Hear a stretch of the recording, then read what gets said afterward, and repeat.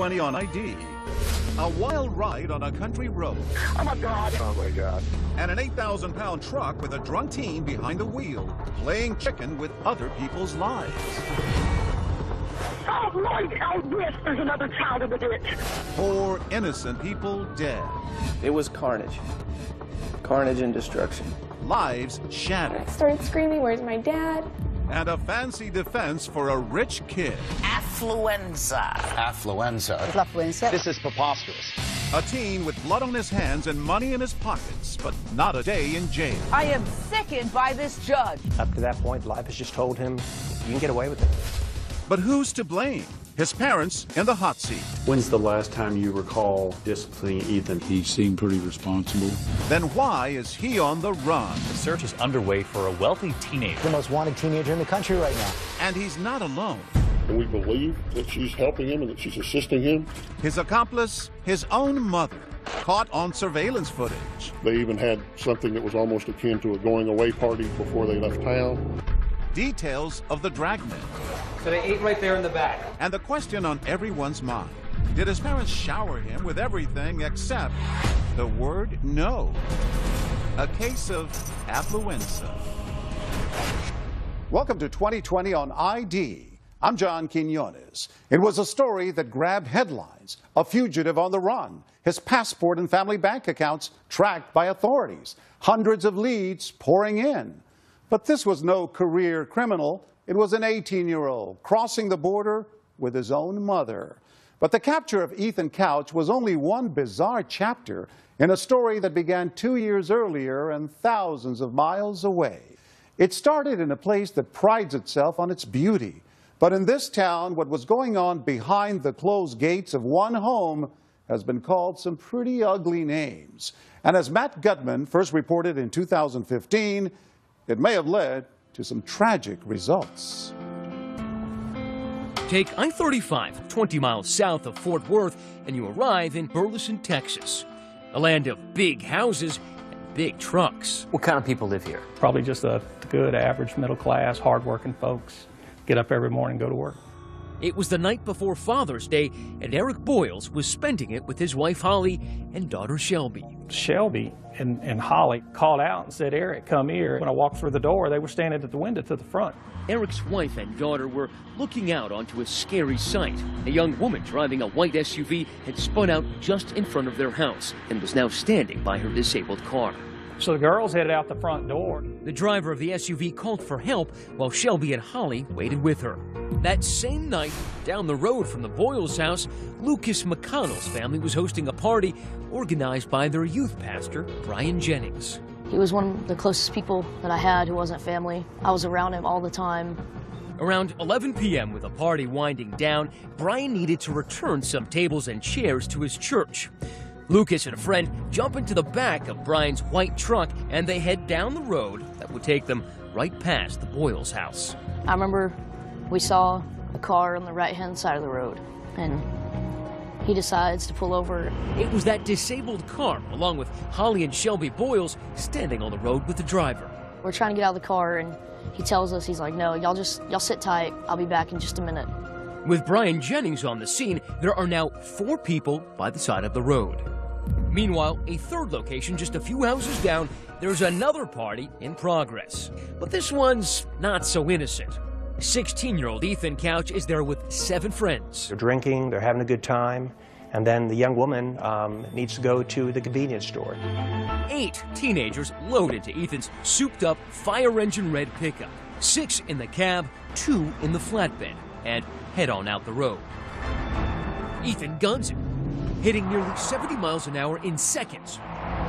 His truck barreling towards those bystanders near the Boyles family mailbox. Chance is bringing together a crowd of people whose lives are about to violently collide. The red pickup truck, packed with 8 teenagers, 2 in the flatbed, loses control and swerves into a ditch, sideswiping that disabled white SUV, then mowing down those 4 bystanders, crashing into Brian Jennings' white truck before flipping over into a tree.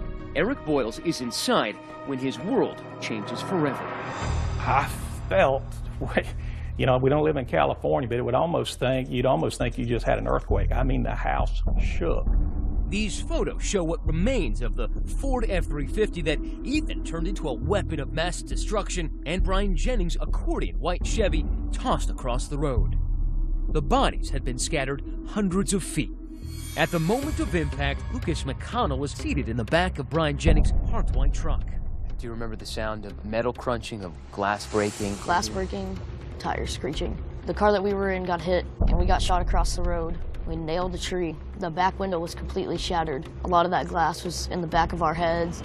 Just seconds later, Lucas's father, Kevin, part of a caravan, coming back from that graduation party, pulls up on the scene. I see taillights up ahead. As I got a little closer, I see debris in the road, and I'm thinking, that's not a party, that's a wreck. The debris in the road that I saw was the chairs that we had been taken back to the church, and my heart just sank.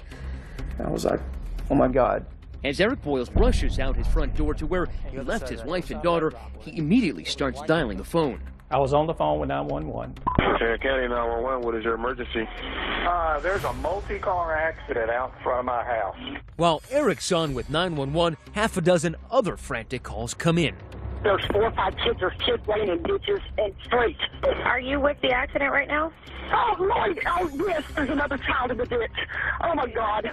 There were already people out there in front of the house. There was just debris everywhere. Table and chairs and car parts and everything else. I walked in the road, and the first thing I did was I found there was a male laying in the road, wasn't moving at all. Between the 4 people dead in the street and the 10 injured in the vehicles, the casualty count is staggering. Eric Boyles was yelling for his wife Holly and daughter Shelby. I'm calling out Holly and Shelby as I walk, and I kind of got halfway between the road and my fence. And that's when I found Holly. And when I found her, I mean, there was no doubt that she was gone. And then it was a matter of, okay, so where's Shelby? About 20 feet down the road, Eric sees a young woman, her body thrown up against the fence. Everything told me this should be Shelby. It didn't look like Shelby. And I'm sitting there trying to process the amount of trauma the bodies went through and what would the impact be and what would that do to you. At the same time on that same dark road, Kevin McConnell is also searching for his friend, youth pastor Brian Jennings. On the other side of the road, I see Brian laying in the ditch. I ran over there. So you're on the ground to tend to Brian and suddenly hear what you think is the voice of your son from Yes. the truck. I just heard his voice, and it was just at that moment that I realized that Lucas had been in that truck with Brian. Right as we got out, we realized that it wasn't just us. There was people everywhere, and then we saw Brian. I tried to feel for a pulse. I didn't feel a pulse, and I pull out my phone. I'm calling 911. Sir, how many people are injured, do you know? 1, 2, 3. Multiple. I don't even know how many. My dad said, just hold this fence right here and just pray. You can hear Lucas's terrified voice in the background on that call. I need you to sit here and I need you to pray, okay? Oh, my God. Come here.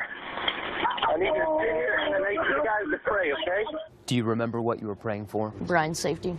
About that time is when the other cars from the party started getting there. Brian's wife Shauna arrives on this hellish scene and realizes there's been a crash and her husband was involved. I really thought, okay, he got hit, but he's going to be okay. And I'm thinking, God wouldn't do that to me. But her faith is tested by what she finds farther down the road. I saw him, and I knew that it wasn't good because I could see that Kevin was doing CPR.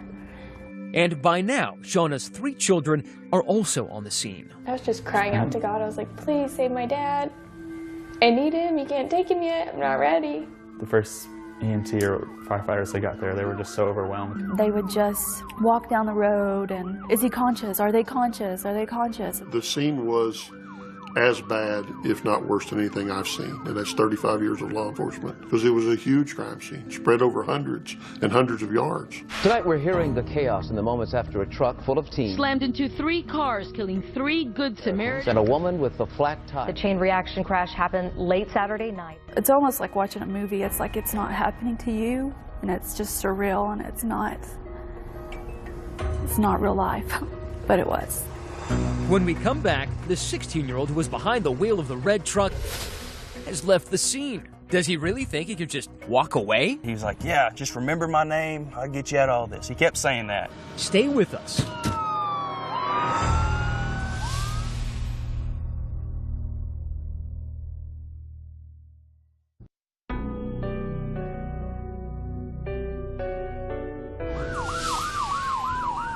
The carnage out on Burleson-Retta Road looked like a plane crash. 4 people killed instantly, and over 100 onlookers, first responders, and victims' families, like Eric Boyle's, jamming the street. I've never been in the military. I've never experienced war, but I can appreciate what they go through. Local news crews capture this footage, authorities scanning through the wreckage. They needed to find the person responsible for the crash. As it turns out, police wouldn't be the first to do that. What condition was he in? He was unconscious. Corbin Clark and his mother Shauna, 2 neighbors heading to the scene, find a passed-out teenager in a ditch, a quarter mile down the road. And I kept saying, hey, what's your name? What's your name? He'd say, what's your name? And he said, hey, man, I'm Ethan. I can get you out of all this. I was like, I guess he thought I was involved. But he was like, yeah, just remember my name. I'll get you out of all this. He kept saying that. His name, Ethan Couch, is now one everybody in Burleson remembers. Somehow, he not only survived the crash, but managed to free himself from the mangled truck, and rather than help anyone, he walked away. The police came, and they said, we need to get you into an ambulance. Was he struggling with the officers? He kept trying to shake them off, saying, I don't need all this. Once Ethan Couch was found, the story came together pretty quickly. That shocking story would turn sadness into outrage. Get this, Ethan's a 16-year-old living the life of an adult by himself just 7 doors down from Eric Boyle's. Ethan was supposed to be cleaning up the place so it could be sold. Where were his parents? Well, Fred and Tanya Couch had already moved on up to this sprawling place in Fort Worth. A 7,000 square foot compound. Take a look at that glittering metal roof. You're looking at the Couch moneymaker. Fred's got a multi-million-dollar sheet metal business, and this estate is complete with guard towers, guest house, and a steel gate surrounding it. But the story of the crash begins to be told by Ethan's blood alcohol content. It comes back 3 times the legal limit for an adult, and that's 3 hours after the crash. Now understand, this is 3 hours of time he had for his body to clear alcohol out of his system. Speculation, what his blood alcohol was at the time of the accident is through the roof. As Ethan awakes in a hospital bed, the sun also rises over Burleson-Retta Road. It is Father's Day. The next day, I found these packages where my Father's Day cards had been filled out. And my Father's Day gifts were there. But they were gone. There was no preparation, no time to say goodbyes or anything else. Tarrant County has suffered a terrible loss, but in the following days, support from the community would be overwhelming. I'm gonna live to make my daddy proud. The memorial for local youth pastor Brian Jennings draws so many mourners it has to be streamed online. Meanwhile, investigators continue to piece together the events of that fateful night, sifting through wreckage that spans nearly a city block. The day after the incident, just 7 doors down, officers pay a visit to Ethan's house in Burleson. No one is home, but a trash bin brimming with cans and bottles right outside paints a vivid picture of the previous night's activities. So not only was he drunk, but there were traces of THC, Valium, and some other drugs. Right, which, according to our toxicologists, were bad enough on their own, but you combine those with alcohol. Just a recipe for disaster. Richard Alpert is an assistant district attorney who came onto the case just a day after the crash. The first thing we started doing is bringing those witnesses in and talking to them. Will you please state your name? Garrett Ballard. Star Teague. Garrett Ballard, Ethan's best friend since grade school, and Star Teague, a former and brief love interest, were 2 of the teens in Ethan's red truck that night. Just remember. These are never-before-seen deposition tapes from a civil lawsuit resulting from the crash. Star says Ethan, Garrett, and another boy started drinking around 6 p.m. the night of the crash. All 3 of them did a shot of vanilla I don't know what it was. So they start drinking, taking some shots, and then they decide to go pick up some friends. On the way back, they decide, well, we want to get some beer. So there's already alcohol at the house, and Ethan clearly has money, but they decide it'd be more fun to steal the beer. At the Walmart, I went in, grabbed the beer. This is surveillance video from that Walmart. Sure enough, there's Garrett Ballard and 4 other teenage boys. Then we walked out the fire exit. Ethan stayed with the vehicle, and when the other 5 stole the case of beer, they actually ran out the exit door. The teens head back to Ethan's empty house, and the drinking continues. Not just beer, but shots of the 190 proof grain alcohol called Everclear. And then the young woman needs to go to the convenience store. But even the other ones who've been drinking knew Ethan had too much to drink, and they tried to talk him out of it. And he would have none of it. It just made him angry. With that, all 8 teenagers pile into the truck. With Ethan Couch behind the wheel, right away, things start breaking bad. Pulls out of there, and immediately is going so fast that they're at the star and it's telling him to slow down. And so his response is, well, I'll just drive into oncoming traffic. So he starts playing chicken with a car in front of him. I was yelling at him, get over, you need to get over. And when he swerved, the back tires jerked. I just remember seeing something in the road, and then loud bang, and I remember being in the air. The vehicle was going about 68 miles per hour. Had Ethan ever pumped the brakes? No brakes. Never touched the brakes? No evidence of braking was there. You know, your brain, when you're that intoxicated, doesn't work the way it should. And at that point, I thought Ethan was dead. So I freaked out, and I got out of the truck. I climbed out the back, and I guess I had tunnel vision. I just walked, I just took off. But for Ethan Couch, walking away from the consequences of this accident wouldn't be as easy. No. Not with this prosecutor determined to get justice. I don't know if Ethan's life is salvageable. And quite frankly, I don't care. But Ethan's parents believe his life can be salvaged. And for them, apparently, money is no object. A month after the crash, Ethan is sent to swank Newport Beach, California for rehab. Ethan was at a spa-like treatment center in California. Welcome to Newport Academy. Its promotional video shows sunset around the fire pit. Equine therapy and yoga are parts of the program. Rehab that cost Ethan's dad nearly $100,000. We're talking about him living in luxury even while he's being treated. Ethan's parents, meanwhile, were trying to figure out how to keep their kid out of prison. They quickly assembled the best criminal defense team money could buy, and what a memorable defense it turned out to be. When did you first see Ethan Couch? It was about 2 hours after he got home from the hospital. This is Dr. Dick Miller in another deposition video. Now, he's a prominent psychologist hired as part of that powerhouse legal team. Well, I think Ethan Couch is suffering from adjustment reaction to adolescence, I would say. What Dr. Miller was learning in his meetings with Ethan would come to shape this story. That throughout his young life, Ethan's parents showered him with everything except responsible parenting. Ethan learned you should be able to do what you want to do when you want to do it. I think that was the message generally. Before too long, we realized that we weren't dealing with a typical juvenile. Or typical parents. The Couches definitely had plenty of coin, and for Ethan, that meant every day was Christmas. Nintendos and jet skis as a kid. Later, a tricked-out truck, even his own credit card. Instead of the golden rule, he was taught that we have the gold, we make the rules at the Couch household. I said that. And for Ethan, there weren't many rules, even when it came to driving, which his parents let him do at just 13. By 15, he was starring in his own version of Home Alone, at that 4,000-square-foot ranch house he frequently stayed at just down the street from the Boyles family. These pictures from the website Zillow show a wet bar in the den and a swimming pool out back. And if his parents weren't around, it sure seems that alcohol often was. From the friends we talked to, the one thing they admitted very early on was that Ethan was no stranger to alcohol. I think one night we went through a 30-pack just between us. Roughly 15 beers apiece.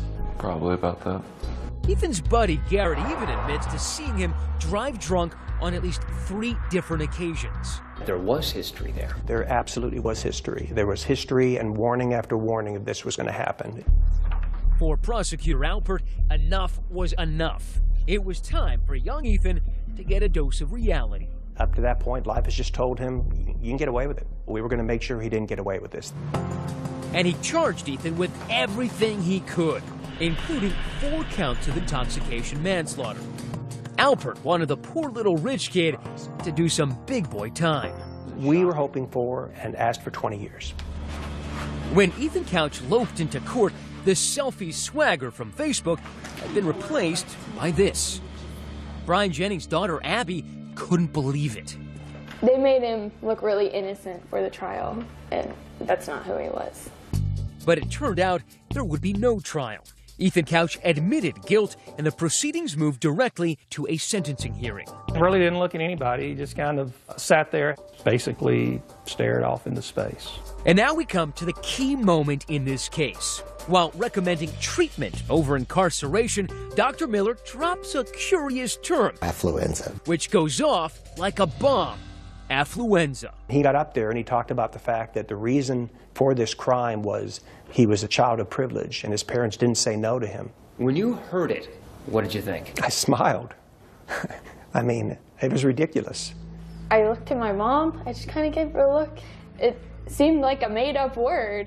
We all agreed he had terrible parents, but at some point, offering up that because he was raised as a rich kid, he didn't know the difference in right and wrong as a result of affluenza, just kind of blew our mind.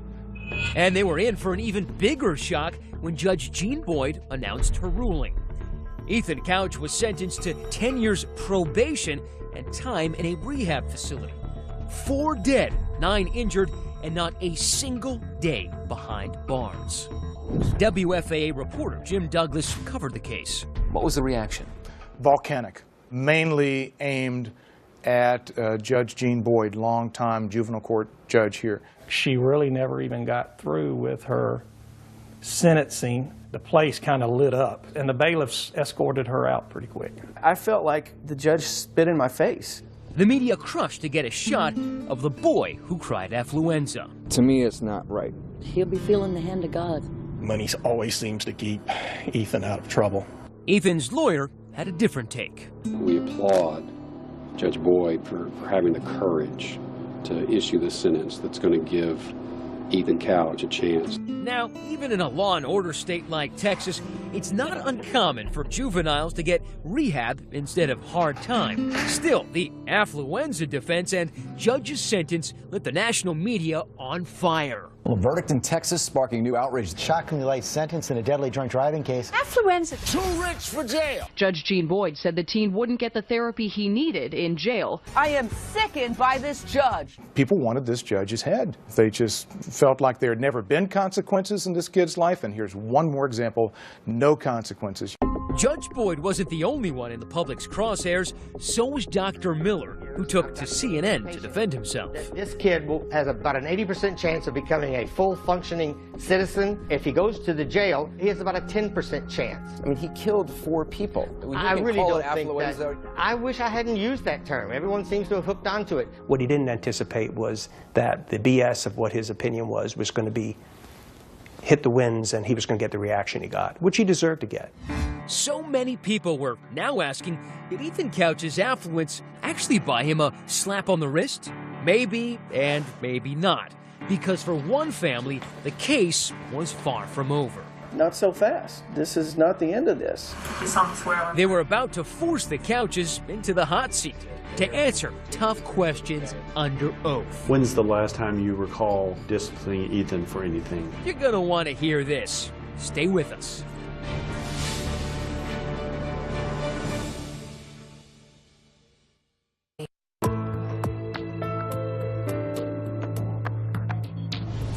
Six months after a drunk driving crash killed 4 people and injured 9, 16-year-old Ethan Couch has been sentenced to rehab and 10 years probation. His defense?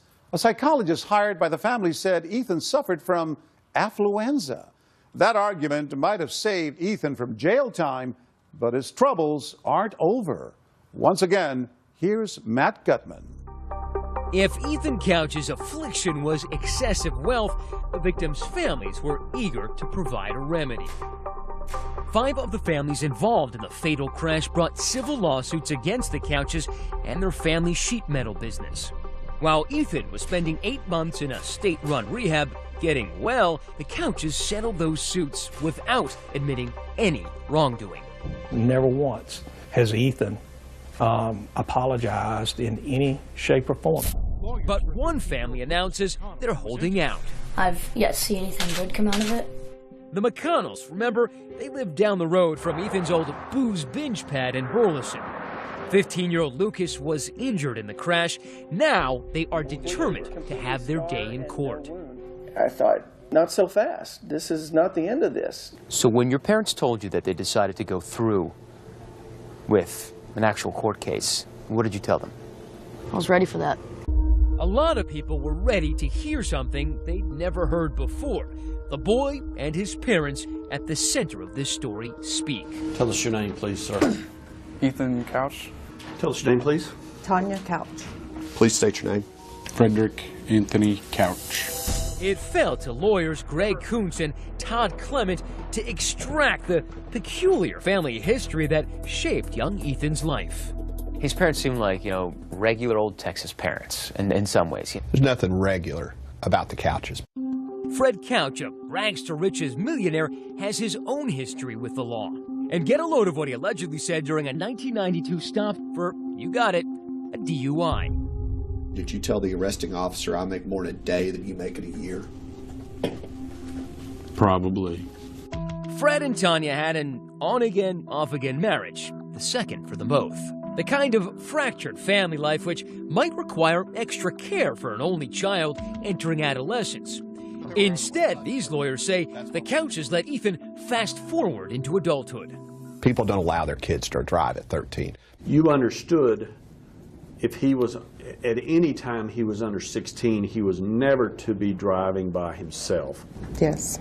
Nevertheless, you allowed that behavior to happen, correct? Yes.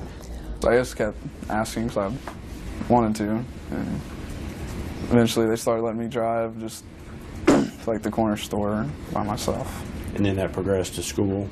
Yes. Fred Couch admitted allowing Ethan to drive, but both parents say they didn't know about his regular drinking. Have you ever seen Ethan drink as we sit here today?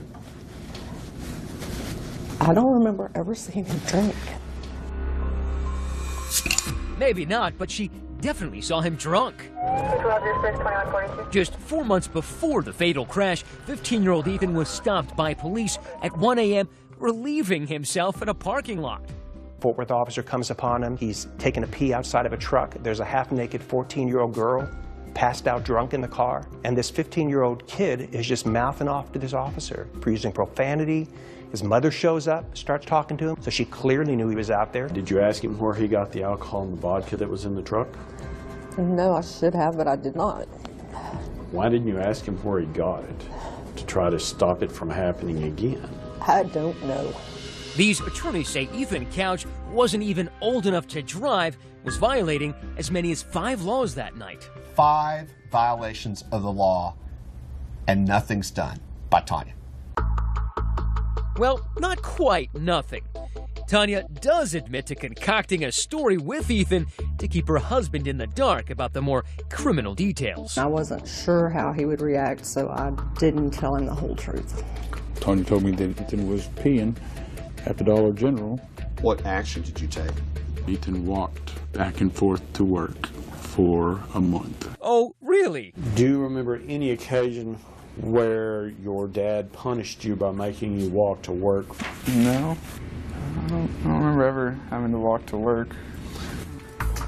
Ethan was required to complete an alcohol awareness course and 8 hours of community service within 90 days. Guess what?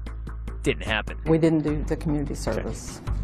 You understood, did you not, that he was likely to continue the drinking and driving if there weren't consequences? I should have known that, yes. I really didn't think that that would happen again. But her own daughter, Christy, Ethan's half-sister, warned her that, yes, it could. I just told her that I was nervous that he might be drinking, being at that house by himself, under no supervision. How long prior to the crash was that told to her by you? A week.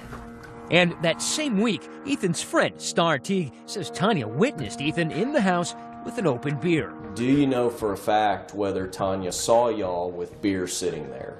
She saw us. Tanya wanted to come in and say, you know, I was always really against drinking and driving. But then when you say, what'd you do to enforce that? There was just nothing. Zero. Do you recall ever disciplining Ethan for anything? Sometimes I would take little things away from him, or we would just discuss the problems. When's the last time you recall disciplining Ethan for anything? I don't remember. Of course, it's hard to discipline a kid when he isn't always under the same roof. Remember, the Couches were letting Ethan play grown-up by himself in the Burleson house. In your mind, it was okay to let a 16-year-old kid stay at the Burleson Retta house by himself without anyone present, correct? That 16-year-old kid, however foolish that it may have been, he seemed pretty responsible. Was there always alcohol then when you were at the Burleson location? Not always, no. Most of the time? Most of the time, yes. If there's alcohol, most of the time there was drugs as well? Yes. You betcha. Ethan rattles off a list of drugs shocking for anyone, much less a 16-year-old. I'm taking Valium, hydrocodone, marijuana, cocaine, Xanax, Vyvanse. I think I tried ecstasy once. Pretty sure that was it. Which brings us back to that deadly June night. And what was your plan? Just gonna have a couple people over and drink. Do you recall any sort of text exchange with your mom the night of this crash? Yes.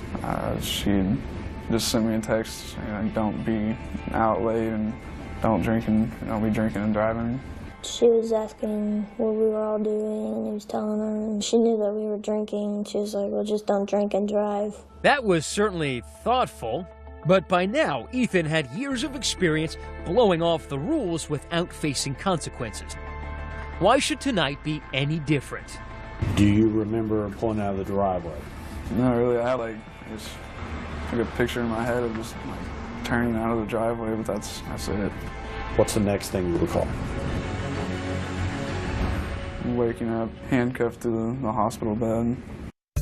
And after all this, Ethan's father actually distances himself from the Affluenza defense he paid for. I don't even know that I believe Affluenza is real. 16-year-old Ethan And despite all the terrible media coverage, attorneys blame over coddling by his wealthy parents. His parents maybe need to do a little talking as well. Even being branded the worst parents ever, Fred defends his family.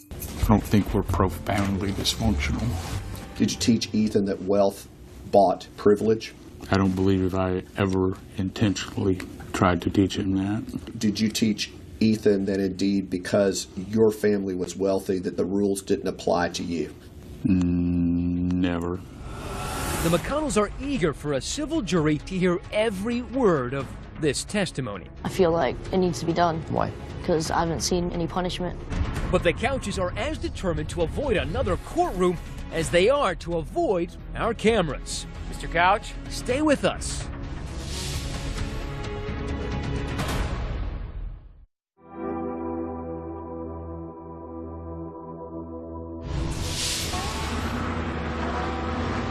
Two and a half years after a truck driven by Ethan Couch plowed into 4 people on this road, the search for justice is still an exercise in frustration for everyone involved.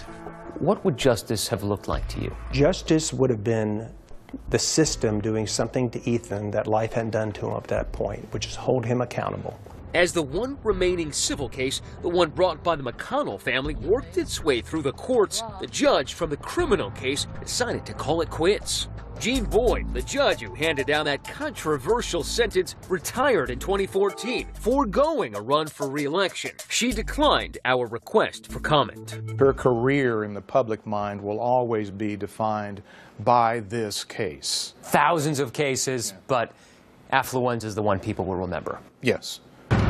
we went to Texas to track Ethan down ourselves. But it was no easy task. We checked out the fancy Fort Worth house, but no answer there. Anybody home? So we went to the family business where he'd been working. We've been staking out Ethan and Fred's business, which is right across the way, for about a week now.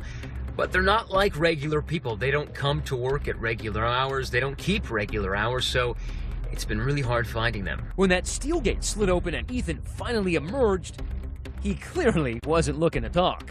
You don't answer a couple questions? But if you take a closer look, that's him right there. The good news, he's not driving. At the time, abiding by at least that part of his probation. And just as the trial in the McConnell case is about to begin, another stroke of good fortune for Ethan. Lucas and his parents have had a change of heart, settling instead of moving forward with the trial. The last time that we met, you were very serious about taking this all the way. What happened? I think we've succeeded, at least a little bit. I never saw the child drink. I don't think we're profoundly dysfunctional. By showing the world those deposition videos, the McConnells believe they're showing the Couches for who they really are. By you guys coming here and focusing attention on this, this has made it where we've achieved our goals of, letting the world hear about this story. But as it turns out, the story was far from over. Ethan found himself in a whole new world of trouble when this undated video, appearing to show him partying near a beer pong table, surfaced on Twitter. I found it on Twitter and saved it and reposted it. 21-year-old Hannah Hardy wasn't at the party, but an acquaintance of hers was, and claims the gleeful blonde is indeed Ethan Couch. It just was making me mad that they weren't taking any of this seriously, and after seeing the interviews with the victims' families and stuff, it really gets to me. I think that was the trigger that sent him running once that video surfaced. 8 days after that video goes viral, Ethan misses a regular check-in with his probation officer, and he and his mother Tanya, now no longer married to Fred, skip town. We've had a very cooperative effort of all law enforcement in looking for Ethan Couch and now also his mother Tanya Couch. A warrant is issued for Ethan's arrest, and the sheriff turns to the public for help, releasing pictures of Tanya Couch's black truck. We encourage the public to continue to watch for them, to look for this vehicle. If anyone sees anything, call your local law enforcement. With the U.S. Marshals and the FBI now joining the international search, the pressure on mother and son Couch begins to mount. We're not going to quit looking for him, and the longer he's gone, the worse it's going to be. The search is on for and the whole country seems to be asking, where in the world are Ethan and Tanya Couch? The hunt for Ethan Couch and his mother. Oh, absolutely not. Where are they going to live? Like Ethan Couch can make a living in Mexico? Stay with us.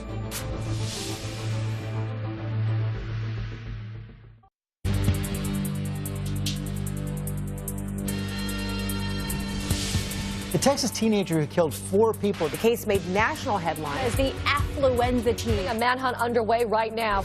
A week after a video of Ethan Couch surfaced on Twitter, raising questions about whether he violated probation, the infamous Texas teen has disappeared. His mother and son apparently on the run together. The manhunt for 18-year-old Ethan Couch is intensifying, jumping his probation and setting off an international manhunt with the U.S. Marshals and FBI crossing the border to track him down. Authorities finally catch up with him here in Puerto Vallarta, Mexico. The resort town may be known for its beautiful beaches, but it's in this gritty $80 a month apartment building where Ethan and Tanya Couch's Mexican vacation comes to an abrupt end. A neighbor snapping this photo of Ethan cuffed and being let out by authorities. His black hair and goatee so different from the blonde kid who ambled into court just 2 years earlier. Ethan and Tanya had been on the run for 3 weeks, absconding to Mexico in Tanya's black truck. They'd probably driven that to the border and then crossed over the border. And get this, according to Sheriff Anderson, before taking off, they took some time for goodbyes. They even had something that was almost akin to a going away party before they left town. While on the run in Puerto Vallarta, eating at this local restaurant. So they ate right there in the back. And here's Tanya on surveillance video in a tank top chatting up a butcher at a nearby store. 2 days later, there's Ethan in that same shop, breezily talking to a worker while buying chicken nuggets, leaving with that wave. Just 2 hours later, Ethan and his mom would be detained. Their downfall? Authorities say a call for a Domino's pizza delivery. Instead of a piping hot pie, though, it was Mexican officers who showed up. Shipped back to the U.S., Tanya was charged with hindering the apprehension of a felon. Her bail set at $1 million.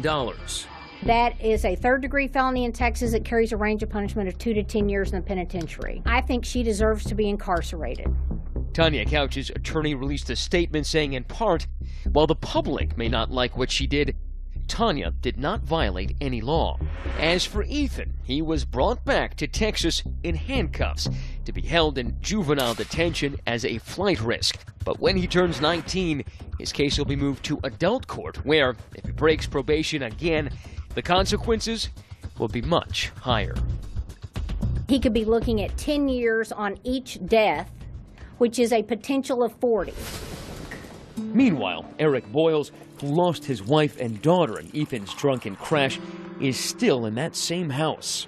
You know, a lot of people would ask, why stay here? Actually, people may not understand this, but there's probably a little bit of peace knowing where they were. Faith, family, and friends is the only thing that gets you through it. As for Shauna Jennings, the widow of youth pastor Brian Jennings, her faith points her towards forgiveness. It's a daily decision to forgive. Because it's so easy to hate, isn't it? It is, but that doesn't do anything except punish you. I can't live my life bitter or angry. In April 2016, Ethan Couch's case was officially moved to an adult court, and for the first time, a jail sentence in the deaths of the 4 victims, 180 days each, a total of almost 2 years. As for Ethan's mother, Tanya, her bail was later lowered to $75,000, and she was formally indicted for her role in helping Ethan elude authorities. She has pled not guilty and is awaiting trial. I'm John Quinones. Please join us next time for another edition of 2020 on ID.